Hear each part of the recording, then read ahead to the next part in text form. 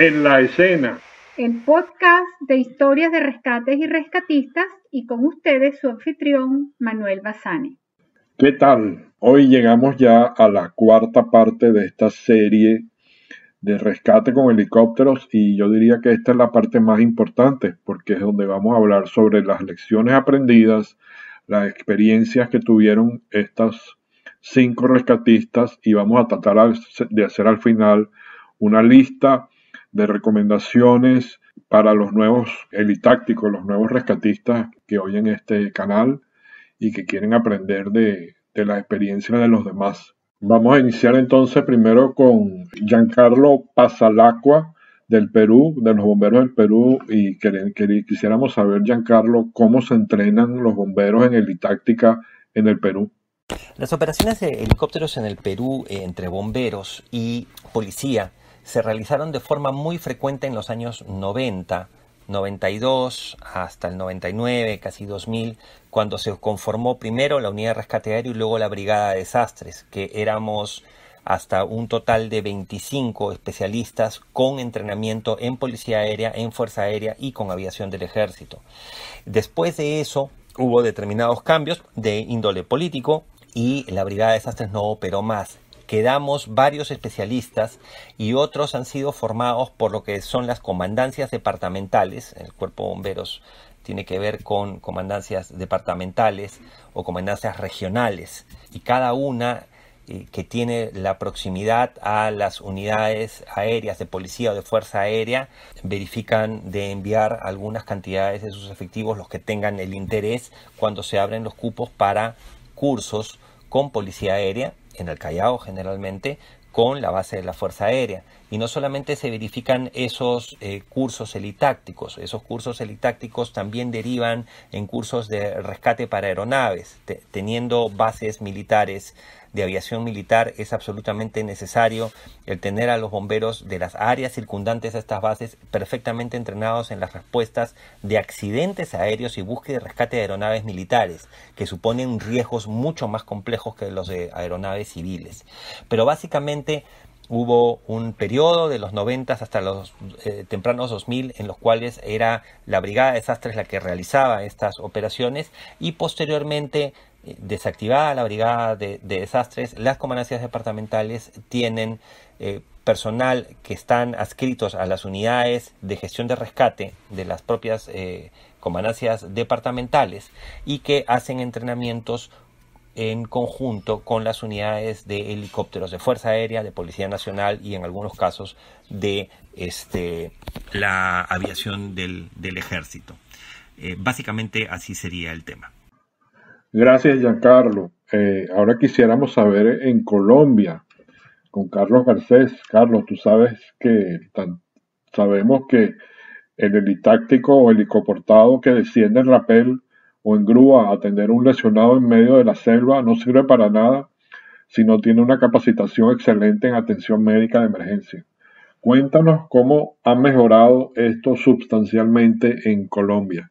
Manuel, como tú lo dices, es fundamental para el éxito de una misión de rescate poder brindar un soporte de vida adecuado a los rescatados. Desde la creación del Grupo SAR en el año 96, existe en el grupo un departamento médico bajo la coordinación del doctor Laureano Quintero. Esta coordinación vela por el constante entrenamiento del personal del grupo en temas relacionados con la atención prehospitalaria y soporte de vida. Además, contamos en el grupo con un alto porcentaje de médicos que se han vinculado al grupo y han recibido un entrenamiento como rescatistas.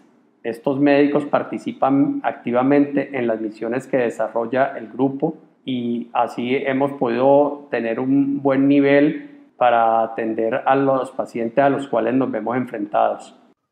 Gracias, Carlos. Ahora voy con Fidel Reverón de Venezuela. Fidel, de las emergencias que tú has participado, ¿cuáles te dejaron más aprendizaje? Operaciones de rescate con aprendizaje para el futuro, muchas. Todas dejan un aprendizaje. Armero en Colombia, el desbordamiento del río Limón en Aragua, el desastre en Mesa Bolívar, Santa Cruz y Santa Cruz de Mora en Mérida, Comasagua por el terremoto en El Salvador, por ejemplo, todas estas donde la versatilidad de los helicópteros hicieron la gran diferencia en el rescate, ayuda humanitaria y protección de vidas humanas. Pero considero que la gran escuela fue la emergencia por el deslave en el estado Vargas, causado por lluvias torrenciales consecutivas por varios días en el mes de diciembre del año 1999, lo cual afectó gran parte de la geografía del estado costero venezolano y con grandes pérdidas humanas.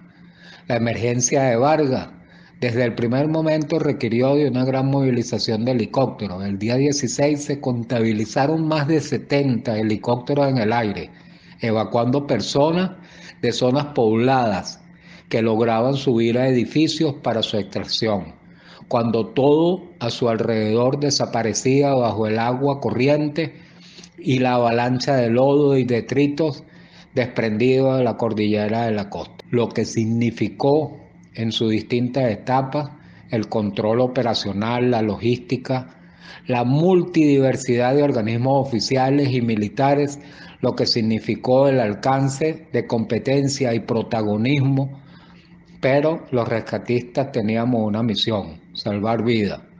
Con esos recursos y dar a entender nuestra competencia, en lo cual se prolongó por varios meses, hasta su recuperación.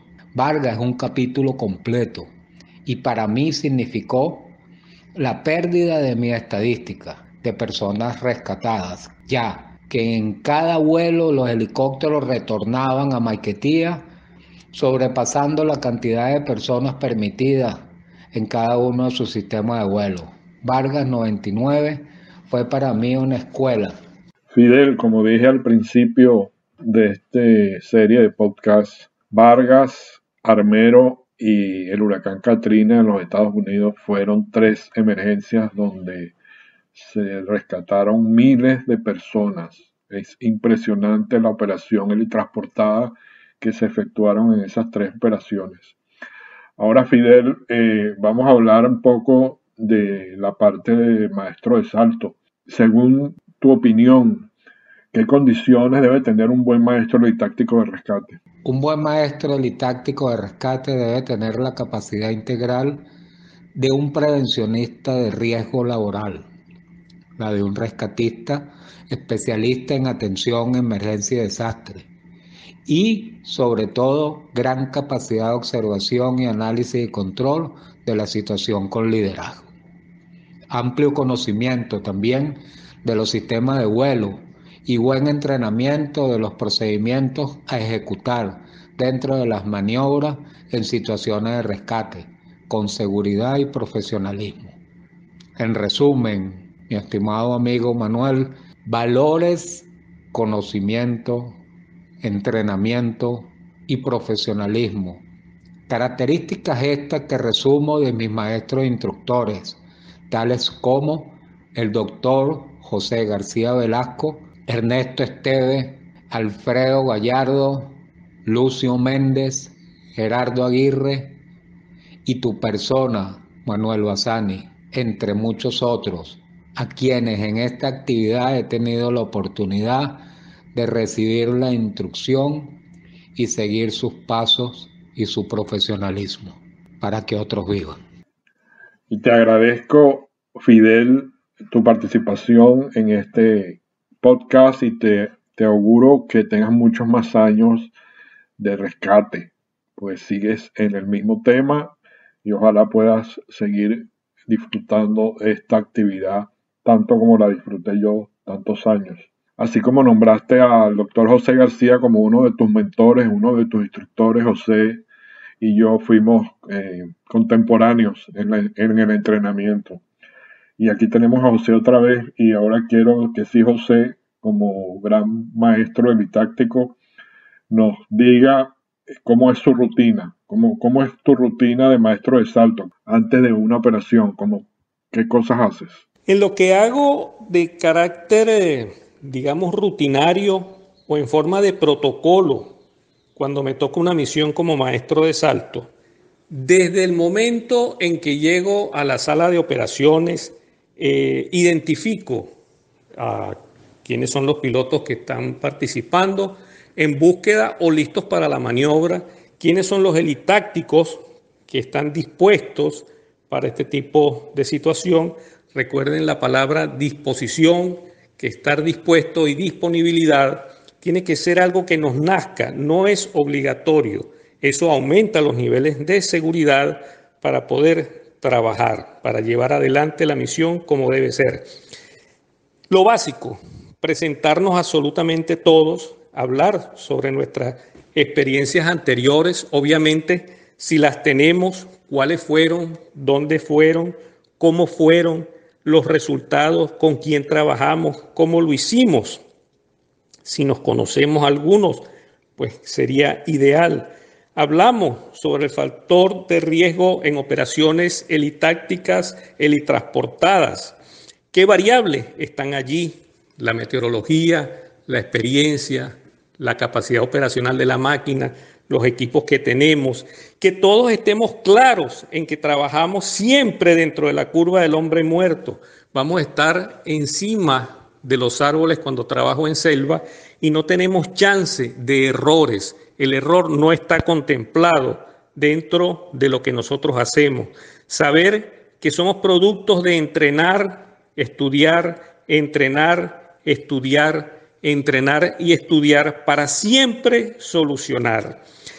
Que en la selva no tenemos radioayuda.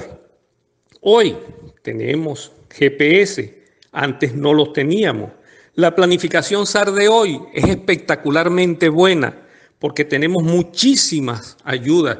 Bueno, algunos somos de la planificación SAR antes de que existieran las computadoras. Usábamos reglas de cálculo, utilizábamos navegación a través de objetos y no de los GPS. Que tenemos que tener claro que cuando hay sobrevivientes es cuando existe la verdadera emergencia, y eso lo vamos a observar cuando les hable de algunas misiones realmente importantes. Que nunca creamos que algo es fácil, nada es fácil. La realidad es que estamos viendo, cuando vemos que algo es fácil, es que lo está haciendo gente experta, y los expertos son los únicos que enseñan, el resto solo informan. Hoy en día muchos a través del internet informan, pero no enseñan. Y solo los expertos, oigan bien, solo los expertos se equivocan. Por eso tienen una gran experiencia, que no está en los manuales, que no está escrita muchas veces, pero que es importante tenerla siempre en cuenta para llevar adelante todas estas actividades. Oigan al experto, que José sí es el experto. José, la otra pregunta es, cuando alguien te dice, un joven por ahí, te para y te dice, yo quiero ser helitáctico, ¿qué me aconsejas? ¿Qué es ser helitáctico? Es una manera de vivir, es una manera de existir que amolda nuestra conducta ante la vida, que nos hace estar permanentemente estudiando, entrenando, estudiando y entrenando. Y estarán oyendo esa secuencia permanentemente, porque ciertamente en helitáctica, o mejor dicho, ante la vida, no vale hacerlo bien, hay que hacerlo excelente. No basta con querer salvar, hay que saber salvar. Recordar siempre a todo el que le guste esta actividad que probablemente no deben haber errores, porque el día que cometas un error, ese día puede hacer que dejes de existir. Y es muy lamentable que eso acontezca, pero si lo combatimos con el entrenamiento y el estudio permanente, yo creo que vamos a vivir muchísimo. Muchos, como mi gran hermano Manuel, que me ha honrado con esta invitación, fue baluarte en nuestra Fuerza Aérea de esa época, cuando lo veíamos a él como el objetivo, ingresar a donde queríamos todos para estar. Ante el requerimiento de que alguien me diga, deseo ser helitáctico, deseo trabajar con usted en los helicópteros, ¿qué podemos aconsejarle? Bueno, primero, aclararle que esto no es solamente aprender a lanzarse de un helicóptero, aprender los equipos, tener los elementos de seguridad y saber qué hacer cuando los demás no saben qué hacer. No, no es eso solamente. Como les decía, desde los inicio de los años 70 y ya andamos en el 2021, pues comencé en este tipo de actividades y aún sigo. Tengo actualmente 65 años, sigo siendo helitáctico, básicamente eso, helitáctico, y que la vida me ha llevado a ser maestro chequeador. Pero lo importante es que soy y seguiré siendo siempre un helitáctico de rescate. Lo primero es darle la más cordial, afectuosa e increíble de las bienvenidas a algo que ha sido mi vida, que ha sido lo que he hecho permanentemente. Les recuerdo, como les mencioné, primero fui rescatista y después estudié medicina. A eso he dedicado mi vida, a salvar vidas en varias cosas, en emergencias con materiales peligrosos, rescate aeronáutico, con helicóptero, pero es una forma de ingresar a esta gran actividad. Una bienvenida llena de humildad.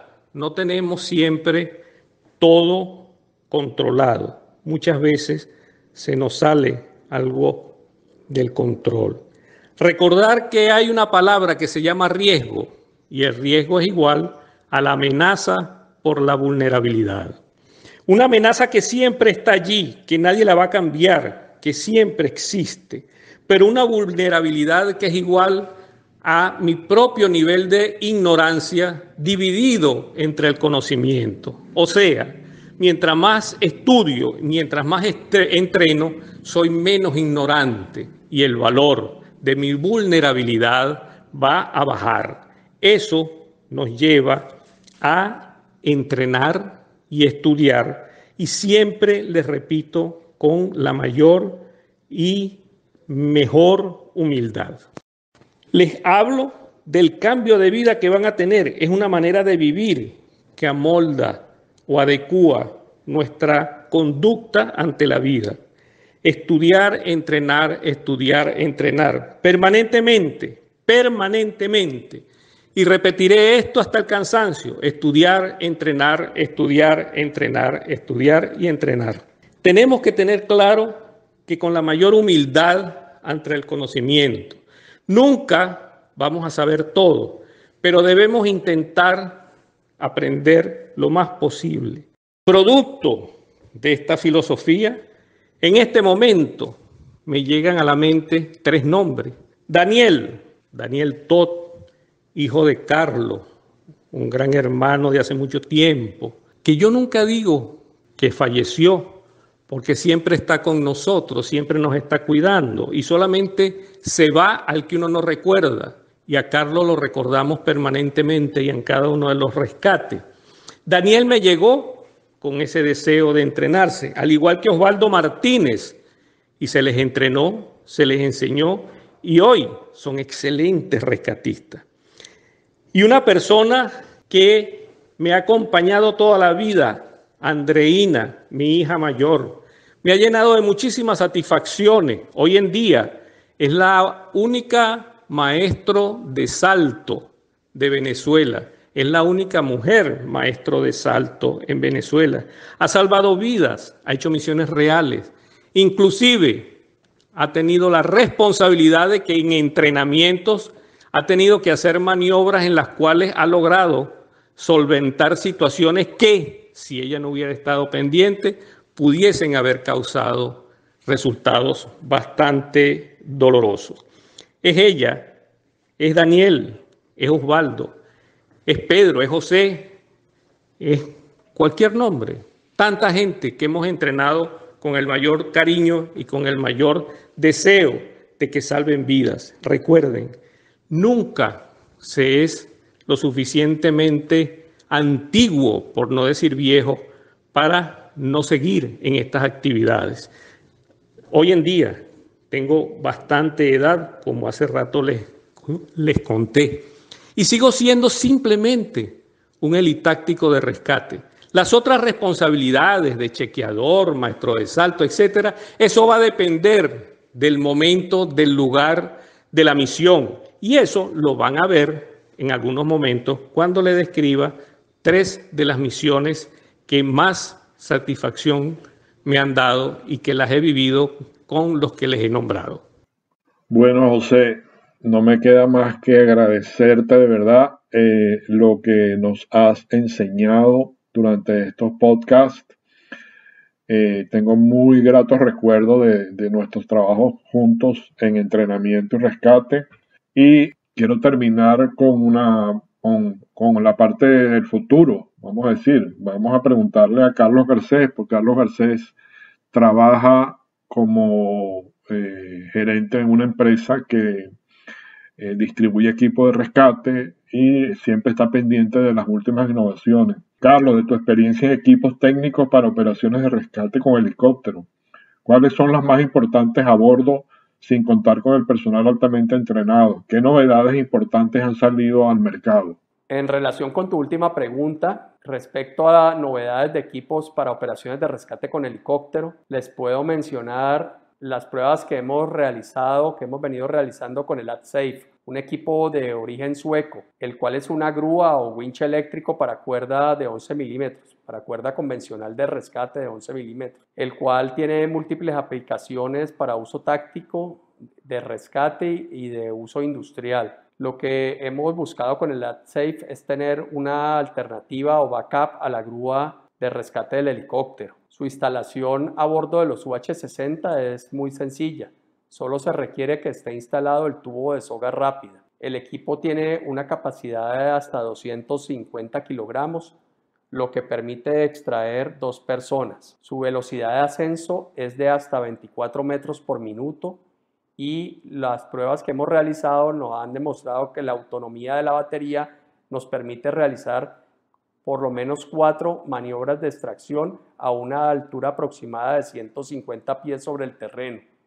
Si cuentas, por ejemplo, con 2 baterías, esto te permite realizar 8 extracciones en un solo vuelo. El equipo es muy liviano, tiene un peso total incluido de la batería de 13 kilos. Además cuenta con un control remoto vía Bluetooth que facilita la operación y este tiene un alcance hasta de 150 metros. El otro tema en el que hemos trabajado para elevar los márgenes de seguridad en las operaciones de rescate con helicóptero es mejorar las comunicaciones entre la tripulación del helicóptero y el grupo de rescate, mediante el empleo de sistemas de intercomunicación como los utilizados por los motociclistas, utilizando de enlace entre la tripulación y el personal del rescate al jefe de salto o maestro de soga, el cual tiene en su casco de vuelo los 2 sistemas de comunicación, el intercom con la tripulación del helicóptero y el sistema de intercom con los miembros del grupo de rescate. Esto ayuda a mejorar mucho las comunicaciones y así mejorar la seguridad de la operación. Bueno, Manuel, muchas gracias por la invitación. Cualquier cosa que necesiten ampliar, con mucho gusto. Te agradezco, Carlos, por estas innovaciones. Seguramente muchas personas querrán contactarte para saber más al detalle. Voy a tratar de poner abajo tus datos para que te puedan contactar. Y te agradezco que hayas participado. Muy interesante las experiencias en Colombia. Quiero agradecerles nuevamente a todos los que participaron, incluyendo a Juan Cirerol, que no estuvo aquí en el último podcast. Y tengo a José que quiere decir unas últimas palabras.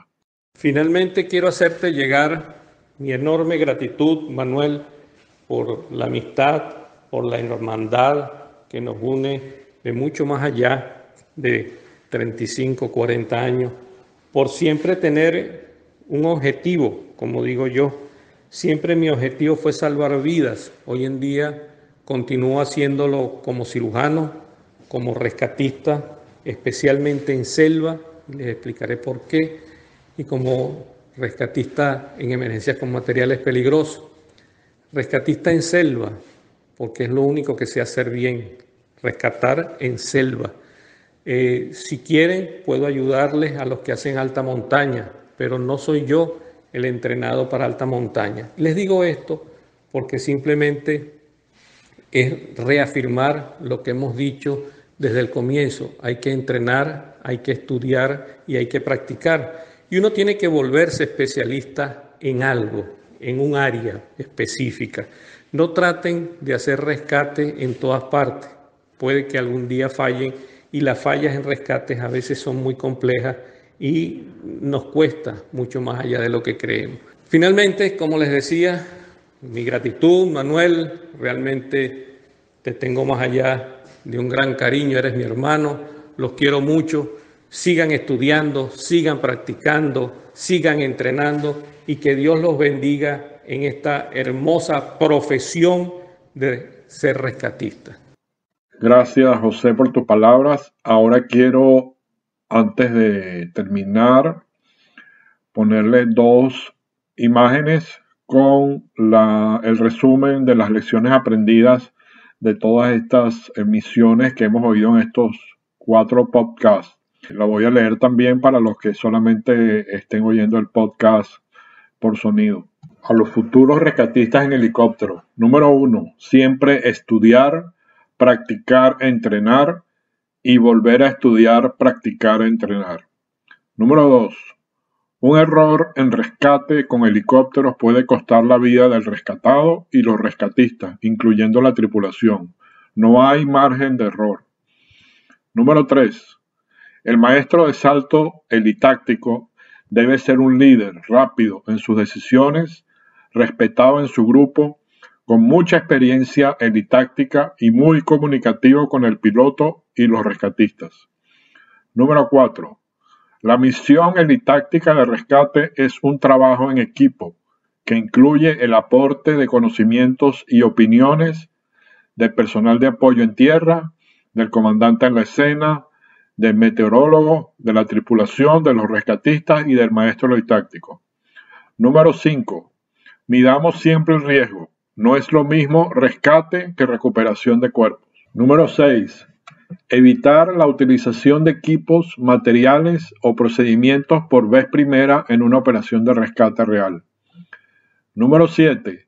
El factor combustible es muy crítico y por lo tanto debe ser un punto a discutir sin falta en la planificación previa. Número 8. Cada máquina tiene sus ventajas y limitaciones. Está en el trabajo conjunto entre maestro y tripulación el mantenerse dentro de los límites de riesgo y así poder salir del ámbito de la curva del hombre muerto en el menor tiempo posible. Número 9. De nada vale ser helitáctico si no tenemos las habilidades de atender al paciente en tierra y empacarlo correctamente para su salida en el helicóptero. Nunca olviden que la misión es salvar una vida. Y número 10. Abortar una operación a tiempo por mala visibilidad es mejor que intentarla a toda costa y estrellarse. Entonces, le agradezco a todos por oírnos, por estar pendientes de este podcast. Les agradezco que se suscriban a mi canal, pongan comentarios abajo y avísenle a otras personas de estos podcasts que son importantes para toda la gente de rescate. Muchas gracias a todos y nos veremos en el próximo podcast.